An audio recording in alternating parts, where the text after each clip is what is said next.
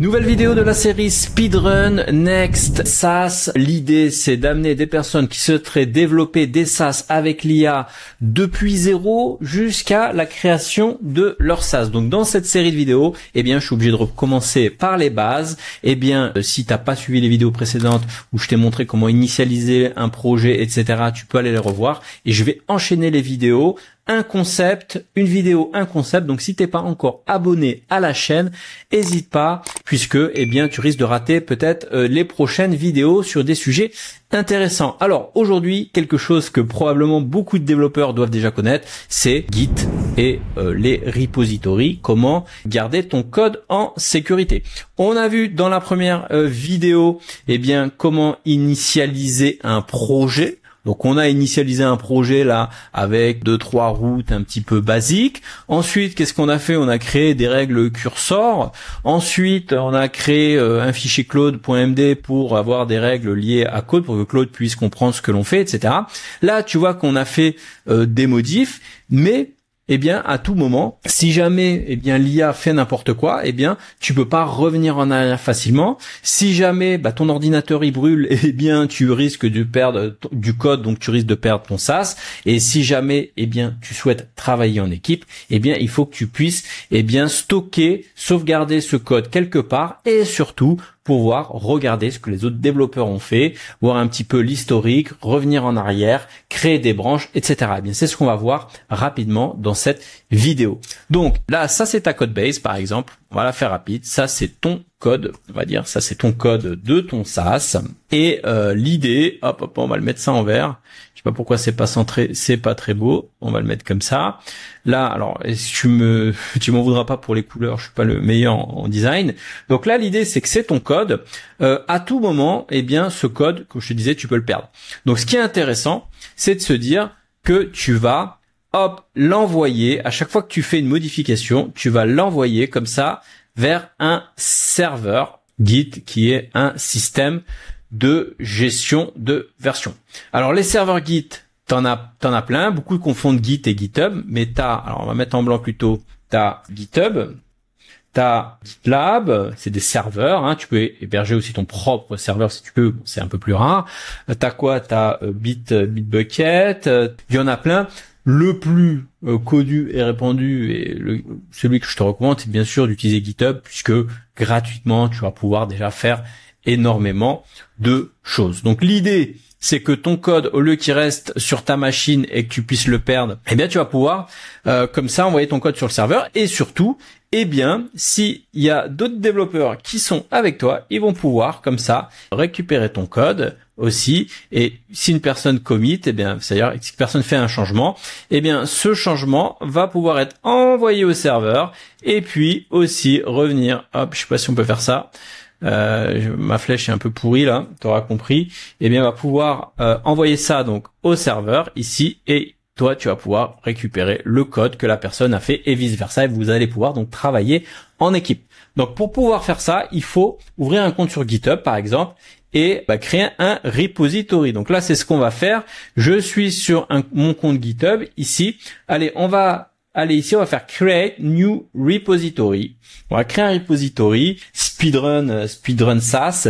Comme ça, je garderai ce projet-là et d'ailleurs tu pourras le récupérer aussi si tu veux. Tu choisis la visibilité. Est-ce c'est privé ou public? Ça, c'est toi qui vois. Généralement, tu le mets privé si c'est privé. Puis si c'est des petits projets, tutos, etc. pour t'amuser, tu le gardes en public. Voilà, tu peux mettre des choses. Bon, là, on va rien mettre de particulier. Et ce qu'on va faire, on va faire create repository. Et là, tu vois qu'on vient de créer notre repository. Qu'est-ce qu'on a dedans? On n'a pas de code. C'est un projet qui est vide.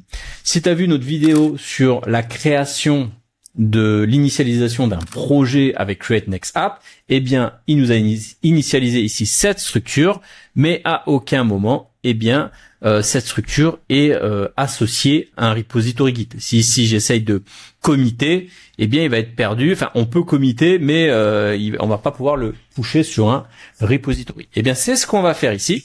Là, ce qu'on va faire, déjà, je vais te montrer un petit peu. Alors, tu peux le faire. Alors, je vais revenir un peu là-dessus. On revient sur notre histoire de repository. Donc, il faut un serveur Git, mais il faut aussi un client Git. Un client. Voilà, on va taper là. Il te faut un client Git. Alors des clients Git, il y en a plein. T'en as en ligne de commande. Donc là, par exemple, si je tape Git quelque chose, tu vois qu'il me propose des choses. Donc, faut que tu aies Git installé sur ta machine. Donc, si tu es sous Windows, va installer Git for Windows. Si tu es sous Mac, tu as aussi une manière de gérer ça. Et aussi dans Visual Studio Code ou Cursor, tu as ici ce petit icône qui te permet de gérer un petit peu tout ça. Alors, là, ici, tu vois qu'on a fait des changements dans les modifications, dans les tutos précédents, dans les vidéos précédentes. Et là, comme tu peux voir, tu vois, on a fait des modifications. Et quand tu cliques là, eh bien, ce que tu vois, c'est que tu vois qu'il y a eu tout un tas de modifications.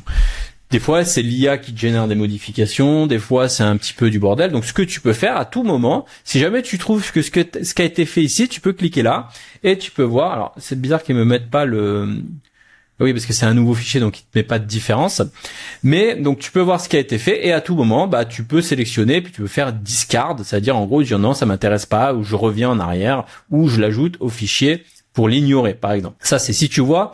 Donc à chaque fois que tu vois que du code a été modifié, tu viens ici, tu regardes ce qui a été modifié et tu peux choisir ce que tu vas committer. Donc tu choisis, tu cliques sur plus ici et ça va l'ajouter en fait dans les champs. Ou tu as un bouton pour tout ajouter d'un coup. Voilà, ça revient à la même commande que faire un git add point. C'est ajouter tout, où tu peux sélectionner comme ça en ligne de commande git add. Et par exemple là, je vais ajouter uniquement claude.md. Et là, tu vois qu'il m'a ajouté claude.md ici dans les fichiers qui sont en stage. Ok, tu peux tout ajouter d'un coup. Ça revient à la commande git add point. Ok, donc là, on va le laisser mouliner. Il nous a tout mis dans la commande. Quand tu commits, tu es obligé de mettre un commentaire. Donc là, pour faire ça, pour faire un commit, tu fais git commit-m et tu mets le nom du commentaire, par exemple, initialisation layout. Là, tu peux le faire comme ça, ou sinon, tu peux générer ton commentaire ici avec l'IA, donc il va analyser ce qui a été fait là, il va te le mettre ici, ce qui a été fait, et c'est une fonctionnalité de cursor, hein, je crois que tu l'as pas dans VS Code, et du coup tu peux avoir comme ça un petit commentaire et ensuite tu peux envoyer le commit. Donc là on va lancer le commit et là tu vois que ça y est, c'est commité, donc tu vas pouvoir après par la suite regarder ce qui a été fait, etc. En bas tu vois le graphe, tu vois ce qui a été fait, il y a eu l'initial commit, ensuite tu as eu ça, etc.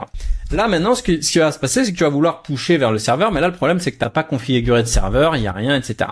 Donc comme on a configuré tout à l'heure notre projet ici, on a créé un repository. On va aller voir dans ce repository ici et on va lui dire vas-y, c'est parti. Est-ce que on a déjà un repository ici? Donc si le projet il n'a pas été initialisé avec Git, tu peux exécuter tout ça. Maintenant le nôtre, il est de base déjà initialisé, puisque quand tu utilises le CRA et tu initialises un projet avec un Git, ou je crois que c'est VS Code qui l'initialise. Mais bref, on a déjà un projet où il y a Git d'initialiser. Si jamais c'est pas initialisé, bien sûr, tu fais un Git init ici. Mais nous, dans notre cas, on est déjà initialisé. Donc, on va ajouter le remote. Donc, on va lui dire, voilà, c'est notre remote pour notre projet. Donc, c'est ce qu'on va faire ici. On va l'ajouter là. Hop. Alors, attends, je vais agrandir un petit peu. Tu vois un petit peu mieux les commandes, peut-être. Est-ce que tu vois mieux? C'est peut-être un peu too much. Voilà, donc là, je vais lui dire, voilà le remote en question. Voilà, donc là, j'ai ajouté le remote. D'ailleurs, tu peux voir avec la commande git remote, remote-v, je crois, ou -l, je sais plus, voilà. Donc là, tu vois qu'on vient d'ajouter le remote. On est bien sur ce remote-là. Et ensuite, on peut créer une branche. Donc on va créer la branche main par exemple, mais on y est déjà ici, donc pas besoin de créer la branche main puisqu'on est déjà sur la branche main, tu peux le voir ici. Et ensuite, on va pusher sur origin main. Voilà, donc on va lui dire sur ce repo, tu vas envoyer tout ça. Donc là, il mouline. Alors si toi c'est la première fois que tu le génères, il va probablement te demander de générer un token, personal access token. Ça sera ton mot de passe que tu vas utiliser sur cette machine. Moi, c'est déjà fait. Il me reconnaît, donc il est capable de pusher directement. Là, maintenant que c'est pushé, je vais arriver ici dans la partie, je vais recliquer sur mon projet. Et là, tu vois que tout notre projet vient d'arriver en fait sur GitHub en fait, et tu as accès ici au README, tu as accès à tout un tas de settings. Tu vois que pour le moment on n'a qu'une seule branche et tout est là directement. Si jamais tu as envie de créer une branche, eh bien, tu peux faire git checkout-b, on va créer une branche dev. Donc ça, c'est une manière de créer une branche. Donc git checkout-b dev, ça veut dire je me positionne sur la branche dev et je crée une branche en même temps.